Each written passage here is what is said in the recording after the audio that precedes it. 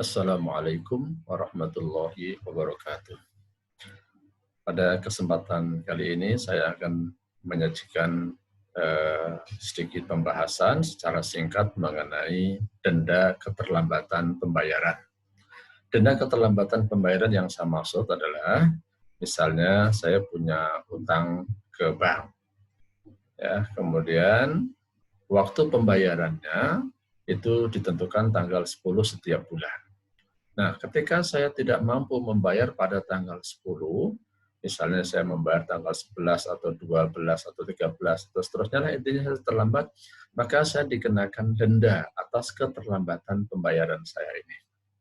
Bagaimana hukumnya dalam syariat Islam?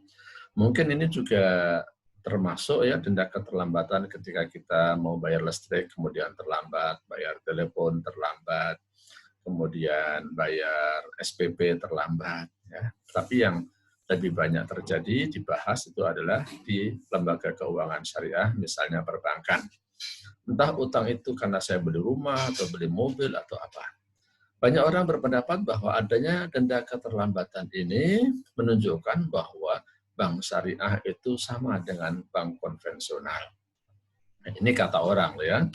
Tentu saja saya tidak setuju kalau orang mengatakan antara bank syariah dengan bank konvensional, lembaga keuangan syariah dengan lembaga konvensional dianggap sama. Ya pasti bedalah yang syariah dengan yang konvensional.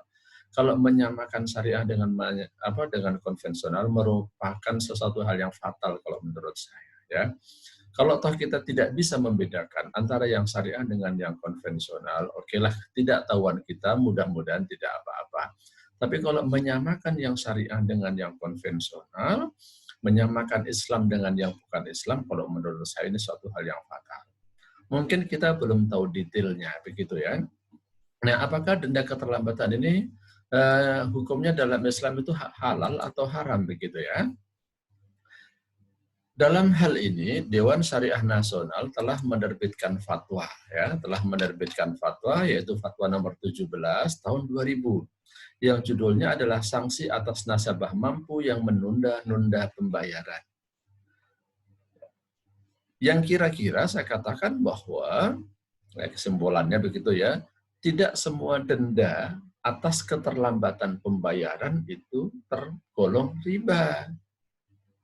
Bisa jadi riba, bisa jadi tidak. Nah, kenapa denda keterlambatan tidak tentu riba? Karena ada hadis yang menyatakan bahwa matlul ghaniyyi dzulmun. Orang yang kaya, yang mampu membayar utang, kemudian dia menunda-nunda pembayaran itu termasuk perbuatan yang zalim.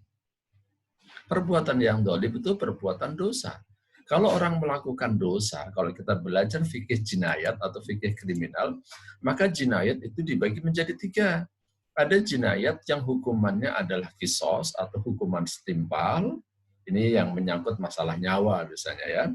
Ada jinayat yang hukumannya adalah had atau hudud, yaitu hukuman yang sudah ditentukan oleh syariat. Misalnya kalau mencuri dipotong tangan, orang berbuat zina itu dirajam atau dicambuk.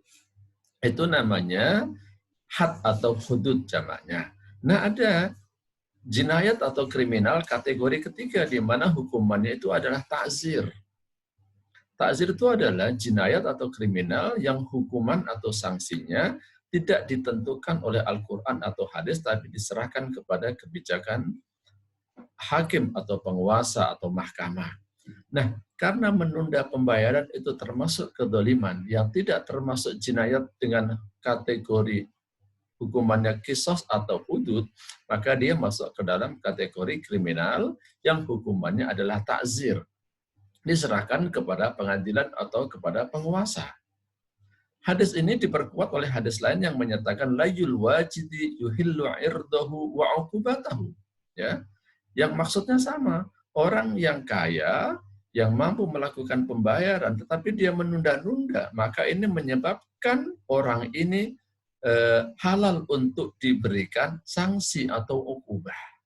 Oleh karena itu, berdasarkan hadis ini, denda atas keterlambatan pembayaran itu bisa dikenakan kepada orang yang mampu.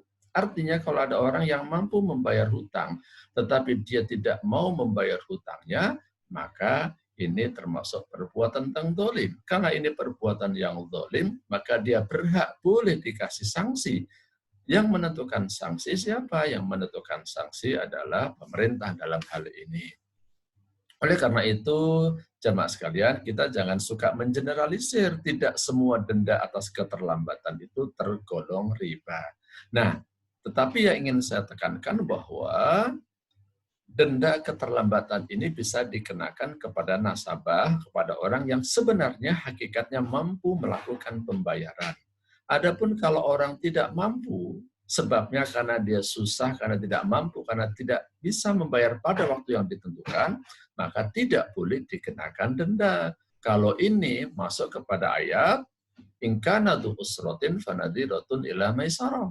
Kalau orang itu dalam kondisi kesulitan, maka kewajiban orang yang memberikan piutang ya adalah berikan dia ke lapangan, berikan dia tenggang waktu. Maka oleh sebab itu, apabila Anda termasuk nasabah di bank syariah misalnya, atau lembaga keuangan syariah lain, Anda punya hutang, apalagi sekarang pada saat pandemi, mungkin ada di antara Anda yang kesulitan. Kalau kesulitan, segera lapor kepada bank atau kepada lembaga keuangan syariah yang Anda berhubungan dengannya, bahwa Anda sedang berada dalam kesulitan.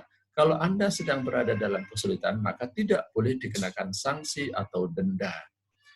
Ya, tapi Anda harus lapor, karena lembaga itu harus tahu bahwa Anda sedang dalam kesulitan.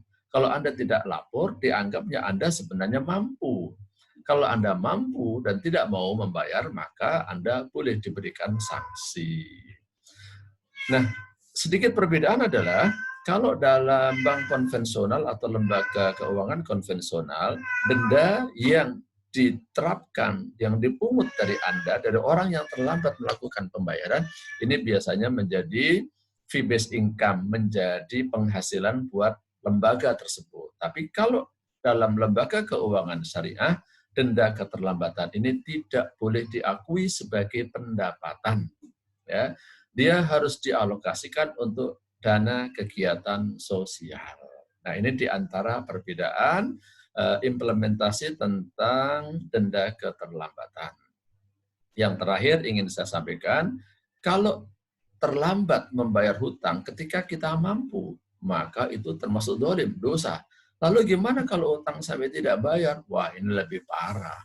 Dalam video saya yang sebelumnya sudah saya sampaikan, saya singgung tentang muflis. Muflis itu orang yang bangkrut. Orang yang punya utang kok sampai tidak dibayar, ini ditagih di akhirat ya. Hutang itu dibawa mati. Kalau Anda tidak membayar di dunia, maka akan ditagih di akhirat. Pahala seseorang itu bisa habis lantaran utang yang dia tidak bayar. Rasulullah pernah menghadiri acara sholat jenazah gitu ya, pada seorang sahabat. Kemudian beliau bertanya, "A'alaihi dainun?" Apakah dia punya utang? Ternyata dijawab oleh sahabat-sahabat, iya. Maka Rasulullah tidak berkenan mensolatkan jenazahnya. Sampai akhirnya ada sahabat yang lain yang nggak tega. Masya Allah, orang kalau utang tidak dibayar. Ternyata Rasulullah sampai tidak berkenan mensolatkan jenazahnya. Akhirnya ada sahabat yang lain yang akhirnya menjadi apa istilahnya kafil. Ya Rasulullah, biar saya yang membayar semua hutangnya yang ditanggung oleh almarhum.